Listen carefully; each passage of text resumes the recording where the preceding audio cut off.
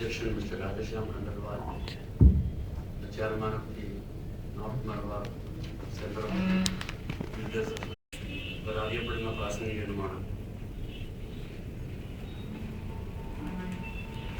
വേദിയിലുള്ള mister Jayachandran, export ഓർഗനൈസേഷൻ്റെ പ്രസിഡന്റാണ്.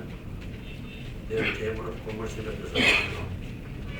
എൻ്റെ ഒരാൾ അടുത്ത സഹോദര സുഹൃത്താണ്. അതുപോലെ captain John Thomas, mister Ravi Gupta, builders അസോസിയേഷൻ്റെ north Malabar chapter secretary mister Shahi, സദസ്സിലുള്ള പ്രിയപ്പെട്ട ബിൽഡേഴ്സ് അസോസിയേഷൻ്റെ മെമ്പർമാരെ,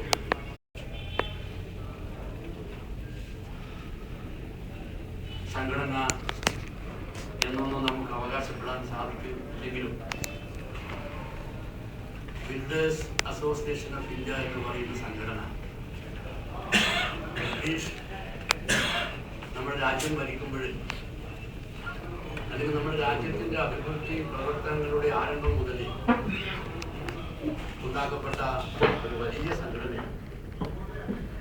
ഇവരുടെ ജോലി നമ്മുടെ ഇന്ത്യ മഹാരാജ്യത്തിൻ്റെയും അതുപോലെ തന്നെ ലോകമെമ്പാടുമുള്ള അഭിവൃദ്ധി പ്രവർത്തനങ്ങൾ, വികസനം എന്നുള്ള ഒരു വലിയ ആവശ്യം നിറവേറ്റലാണ് ഇവരുടെ ജോലി. ഈ സംഘടന 1941 ഇന്ത്യയിൽ ആധികാരികപരമായി രൂപീകരിക്കുകയും അതിൻ്റെ പ്രവർത്തന ശൃംഖല രാജ്യത്തെമ്പാടും അത് നടപ്പിലാക്കുകയും സാധിപ്പിക്കുകയും ചെയ്യുന്നു. ഈ വികസനം എന്ന് പറയുന്നത് നമ്മൾ ഓരോ വ്യക്തിയുടെയും, അതിൽ കൂടി ഓരോ പ്രദേശത്തിൻ്റെയും അവരിൽ അല്ലെങ്കിൽ അവരെ നമ്മുടെ ഉത്തമ പൗരന്മാരായി കണക്കെടുക്കുവാൻ പറ്റുമോ എന്ന് ചിന്തിക്കുന്ന ഒരു കാലഘട്ടമാണ് ഇന്ന്.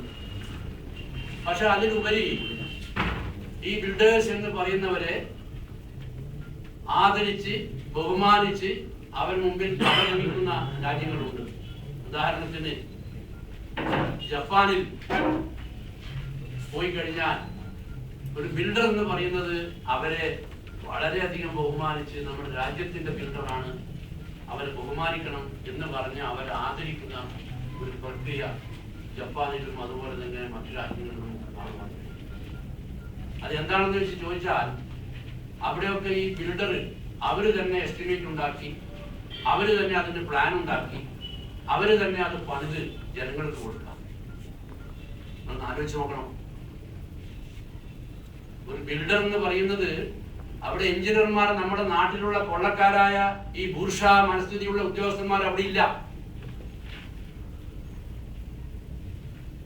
കാട്ടാമ്പള്ളി പദ്ധതി 4000 ഏക്കർ കൃഷിസ്ഥലം 3 വിളയെടുത്തിട്ട് ജനങ്ങൾക്ക് കൃഷി ഉണ്ടാക്കുവാനുള്ള സൗകര്യം ഉണ്ടാക്കാനുണ്ടായ ഇറിഗേഷൻ പദ്ധതി 1962 ഉണ്ടാക്കുകയും അവസാനം 50 കൊല്ലം 48 കൊല്ലം കഴിഞ്ഞിട്ടും അവിടെ കൃഷിയുമില്ല, വെള്ളവുമില്ല, ജനങ്ങളുമില്ല, ഭൂമിയുമില്ല, ഒന്നുമില്ലാത്തൊരവസ്ഥ ആക്കുന്ന ഒരു രാജ്യമാണ് നമ്മുടെ രാജ്യം.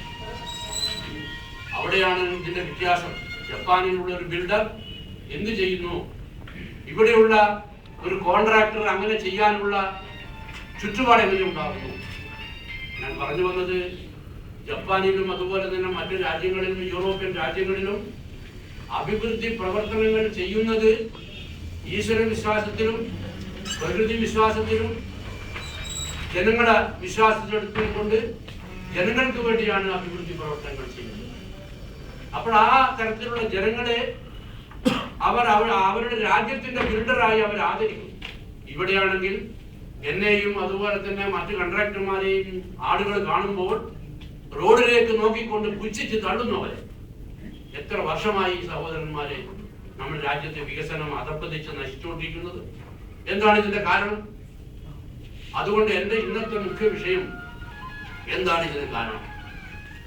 വികസനം എന്ന് പറയുമ്പോൾ, അഭിവൃദ്ധി പ്രവർത്തനങ്ങൾ എന്ന് പറയുമ്പോൾ നമ്മുടെ രാജ്യത്ത് കോടിക്കണക്കിന് 2000, 3000, 5000 അല്ലെങ്കിൽ 10,000 15,000 കോടികളുടെ വർക്കുകൾ നമ്മുടെ രാജ്യത്തെ വികസനത്തിന്റെ പേരിൽ ഗവൺമെന്റ് ചെലവാക്കുന്നു. പക്ഷേ ആ വികസനം ജനങ്ങളിൽ എത്തുന്നുണ്ടോ? അതാണ് എന്റെ ചോദ്യം. കുറഞ്ഞ സമയം കൊണ്ട് ഈ വികസനം ജനങ്ങളിൽ എത്തുന്നില്ല. എന്തുകൊണ്ട് എത്തുന്നില്ല? ഒരു ബിൽഡർ എന്ന നിലയിൽ ആ ബിൽഡർ ചെയ്യുന്നത് ഗവൺമെന്റ് ഉദ്യോഗസ്ഥന്മാരുണ്ടാക്കുന്ന എസ്റ്റിമേറ്റ് പ്രകാരം ജോലി ചെയ്യാം, അല്ലെങ്കിൽ അവരുടെ മേൽനോട്ടത്തിൽ ജോലി ചെയ്യാം, അല്ലെങ്കിൽ അവരുടെ സൗകര്യത്തിന് വേണ്ടി ജോലി ചെയ്യാം, അല്ലെങ്കിൽ അവരുടെ അഴിമതിക്ക് കൂട്ടുന്നത് കൊണ്ട് ജോലി ചെയ്യാം. ഇങ്ങനെയുള്ള പല തരത്തിലുള്ള ഒരു പ്രസ്ഥാനത്തിലാണ് നമ്മുടെ രാജ്യത്തിലുള്ള ബിൽഡേഴ്സ്. ഒരു ഭാഗത്ത് ഗവൺമെന്റ് ഉദ്യോഗസ്ഥന്മാർ, മറുഭാഗത്ത് കരാറുകാർ. അപ്പൊ അവിടെ എന്ത് സംഭവിക്കുന്നു? അതുകൊണ്ട് ഞാൻ അതിലേക്ക് കൂടുതൽ കടക്കുന്നില്ല. പക്ഷേ എനിക്ക് പറയുവാനുള്ളത്, നമ്മുടെ ഇന്നത്തെ റോഡുകളുടെ നിജസ്ഥിതിയിൽ ഒരു കാര്യമായ മാറ്റം വന്നേ തീരും. അതിനെന്താണ് കാരണം? എന്തുകൊണ്ട് റോഡുകൾ പൊട്ടിപ്പൊളിയുന്നു? ഞാനും എൻ്റെ സുഹൃത്ത് മിസ്റ്റർ ജയചന്ദ്രനും പുറത്തിരുന്ന് സംസാരിക്കുകയും ചൊവ്വ മുതൽ മട്ടന്നൂർ വരെയുള്ള റോഡ് ഇതുവരെ ഒന്നും പൊട്ടിയിട്ടില്ല. എന്തുകൊണ്ട് പൊട്ടിയില്ല?